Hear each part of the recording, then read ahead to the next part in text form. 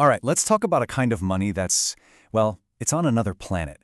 We're talking about CEOs who make more in an hour than a lot of people make in a whole year. But this isn't just a list of the highest paid execs for 2025. Nope. We're going to pull back the curtain on the system that makes this kind of wealth possible. And we're going to ask a very simple question. Is anyone really worth this much? Okay, let's start with just one number, $79,086. So, what is that? Is it a down payment on a house? Maybe a fancy car? No. According to one analysis, that's what a top CEO can make per hour. And I mean every single hour, 24/7, even when they're sound asleep. It's a number that doesn't just bend the rules of how we think about income, it completely shatters them. I mean, think about that for a second. That's a level of wealth that's almost impossible to get your head around, right? It totally changes the conversation about what work is, what value is. So you have to wonder, how on earth did we get here? How did the C-suite turn into a place with a payday this massive? Section 1. How pay went nuclear. Okay, so if you want to understand these absolutely mind-boggling paychecks, the first thing you have to do is just forget the word salary. Seriously, in this world, a salary is basically a rounding error. The real money, the stuff that makes these numbers explode, it comes from somewhere else entirely. And here it is. This is the big secret.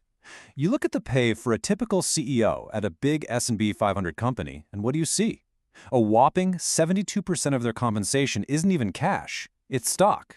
The salary? It's that tiny little slice. Their real fortune is tied directly, and I mean dramatically, to how well the company's stock is doing on the market. Now, the idea behind this was actually pretty straightforward, right? You want your CEO to think like an owner, not just an employee, so you give them stock. That way, they only make a ton of money if the shareholders also make a ton of money. Everybody wins. But, and this is a huge but, it had this massive, explosive side effect. It basically removed any kind of ceiling on their earnings. It just launched them into a whole different financial universe. And this shows you exactly what happened next. Back in the 80s, yeah, the CEO made more than the average worker. A lot more. But it was a gap you could at least wrap your head around. Today, that ratio has just ballooned over 348 to 1. It's not even a gap anymore. They're not just in different zip codes, they are literally not in the same solar system. All right, next up, the new corporate monarchs. So who are these people at the very top of the food chain? Let's take a look at the names you see in the headlines, the ones on all the official top paid lists. Okay, so according to one of the biggest studies out there, the one from Equilar and the Associated Press for 2025, the man at the top of the list is Patrick W. Smith. He's the CEO of Axon Enterprise. You know them, they're the company that makes tasers and police body cameras. So what was his total haul? A staggering $164.5 million. But look at the breakdown here. Just look. Almost all of it, nearly every single dollar, came from those stock awards we were just talking about. This is that whole pay-for-performance idea, but I mean, pushed to its absolute logical, crazy extreme. And of course, he's not the only one in this club. You've got guys like H. Lawrence Culp Jr., who's been turning things around at General Electric, and of course, Satya Nadella, the man leading Microsoft's huge push into AI. Both of them are pulling in pay packages in the tens of millions of dollars. Now, these are obviously enormous numbers, but believe it or not, this is just the tip of the iceberg. All right, Section 3, the numbers you don't see. This is where things get really interesting. Because what if I told you that all those official reports, the ones that make all the headlines every year, what if they're not even showing you the real biggest paydays? Yeah, that's the thing. The annual studies, they're looking at a snapshot in time. They often completely miss these other financial events that just break the scale. We're talking about huge multi-year stock plans that suddenly pay out all at once. It's like a financial tidal wave that just dwarfs everything else you see. $23.5 billion. Let that sink in for a second. That's what Elon Musk at Tesla got from one single long-term performance award.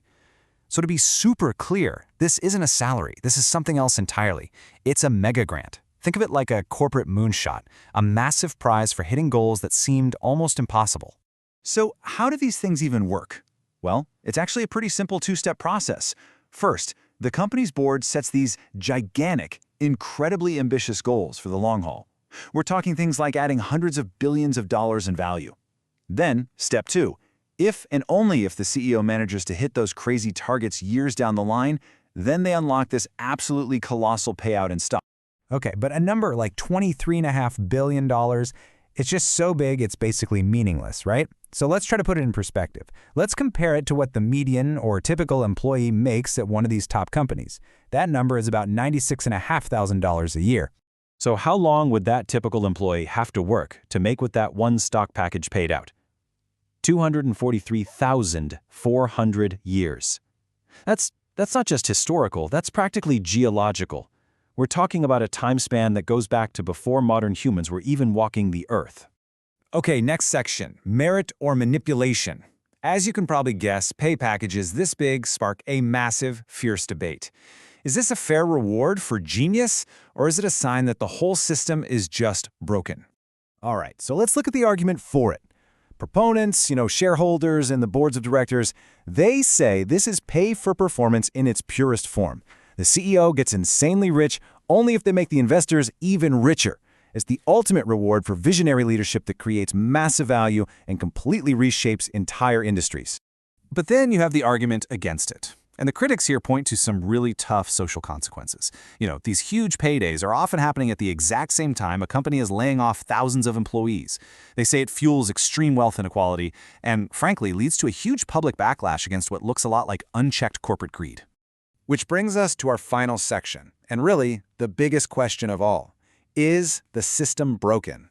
When you put it all together, the official reports, the hidden mega grants, all of it, what are we supposed to make of it? So, are they worth it? I mean, are these specific people so talented, so irreplaceable, that they deserve to be paid more than the entire GDP of some small countries? Is any one person's contribution worth that much? Or is it the system itself? Is this a sign that corporate governance is fundamentally broken? That we've created a machine that generates wealth so vast it's completely disconnected from the reality that you and I and almost everyone else lives in? It really boils down to this. How much would you pay someone to change the world?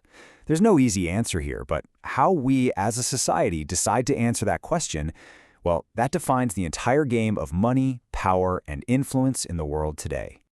If you want to keep digging into the forces that really shape our world, make sure you subscribe. We'll keep bringing you explainers that get right to the heart of money, power, and what's coming next.